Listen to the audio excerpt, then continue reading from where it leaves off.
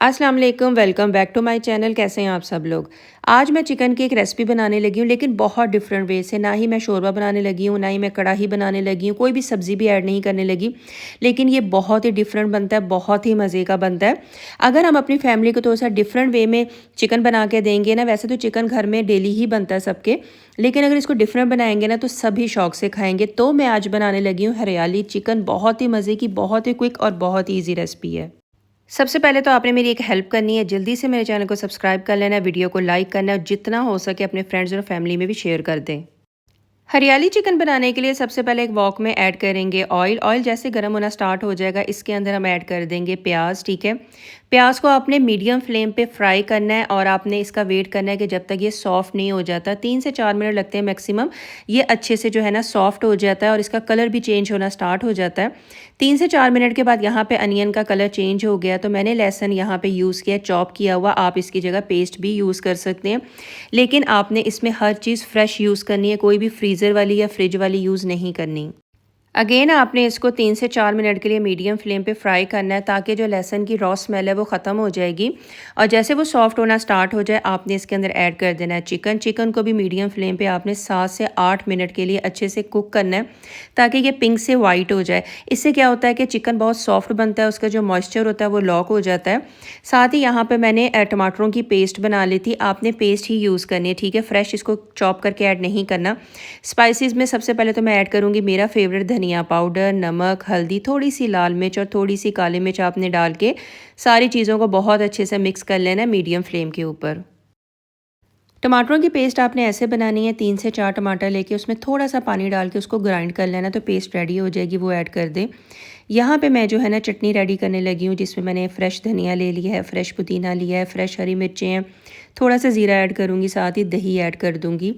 پودینہ، دھنیا، ہری مرچیں، دہی یہ آپ کی فریش ہونی چاہیے۔ اگر دھنیا یا پودینہ، ہری مرچیں آپ کی فریزر کی ہوں گی تو وہ ہریالی چکن کا جو ایک کلر آتا ہے نا، جو ایک گرینش سا کلر آتا ہے، وہ نہیں آئے گا۔ یہ آپ نے اپنے رسک پہ ہی بنانا ہے، ٹھیک ہے۔ میں پہلے ہی آپ کو یہ ٹپ دے رہی ہوں کہ اگر آپ چاہتے ہیں گرینش سا اچھا سا لک آئے تو آپ لوگوں نے ساری چیزیں فریش یوز کرنی ہیں۔ جتنی بھی کوانٹیٹی انگریڈینٹس ہے سب نیچے ڈسکرپشن میں مل جائیں گے، پریشان نہیں ہونا، وہاں سے جا کے دیکھ لیں۔ بس یہاں پہ جو ہے نا اس کو میں اچھے سے گرائنڈ کر لوں گی۔ دہی سے یہ ہوتا ہے کہ کلر بہت زیادہ اچھا آتا ہے، پانی سے بھی آ جاتا ہے، لیکن پانی سے کیا ہوتا ہے کہ وہ جو کچا پن ہو جاتا ہے نا، اور جو چٹنی کا کلر ہے بہت جلدی جو ہے نا خراب ہونا سٹارٹ ہو جاتا ہے۔ تو میں جب بھی چٹنی بناتی ہوں اس میں دہی ایڈ کرتی ہوں، تو آپ بھی دہی یوز کریں اور دیکھیں کتنا اچھا اور خوبصورت سا کلر آ گیا ہے۔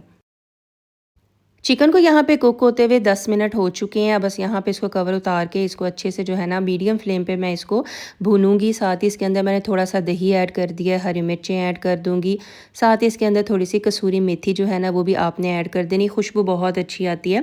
یہ چیزیں ڈال کے نا آپ نے صرف 5 سے 7 منٹ کے لیے اس کو ہائی فلیم پہ اچھے سے بھونا ہے تاکہ جو آئل ہے نا وہ اچھے سے ریلیز ہو جائے، کیونکہ چکن تو یہاں پہ اچھے سے کوک ہو چکا ہے۔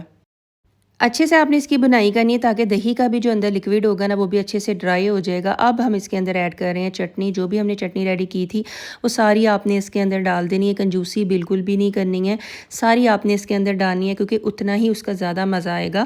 تو جتنی بھی جگ کے اندر تھی میں نے اچھے سے جو ہے نا اس کو صاف کر دیا تاکہ کوئی بھی چٹنی اندر نہ رہ جائے۔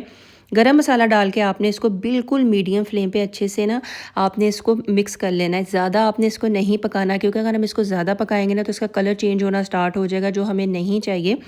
میڈیم فلیم پہ آپ نے ساری چیزوں کو بہت اچھے سے مکس کر لینا ہے۔ نمک مجھے یہاں پہ کم لگ رہا تھا، تھوڑا سا میں نے اس کے اندر سفید مرچ، وائٹ پیپر ایڈ کر دیا، کالی مرچ ایڈ نہیں کرنی، اس سے کیا ہوگا کلر چینج ہو جائے گا، کلر جو ہے نا فریش نہیں لگے گا۔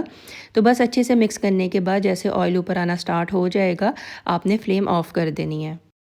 اگر آپ کو اتنی ایزی اور کوئک ریسپی مل جائے تو آپ مجھے بتائیں کہ آپ لوگ مجھے دعاؤں میں یاد نہیں رکھیں گے کیونکہ یہ اتنے مزے کا اور اتنی جلدی بن جاتا ہے نا۔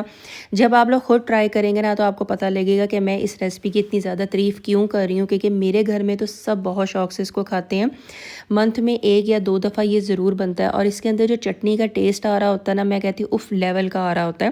تو آپ لوگوں نے اس کو ضرور ٹرائی کرنا ہے اور انشاءاللہ مجھے پتہ ہے آپ کی فیملی کو یہ بہت پسند آئے گا۔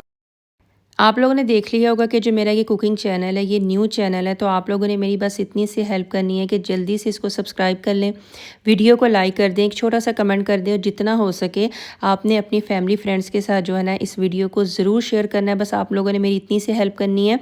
इंशाल्लाह मैं आप लोगों को बहुत ही मज़े की, बहुत क्विक, बहुत ईजी रेसिपी आप लोगों के साथ शेयर करूँगी ताकि आपका भी टाइम बचे और आप लोगों को मज़े मज़े के खाने मिलें। अपना ख्याल रखें। अल्लाह हाफिज़।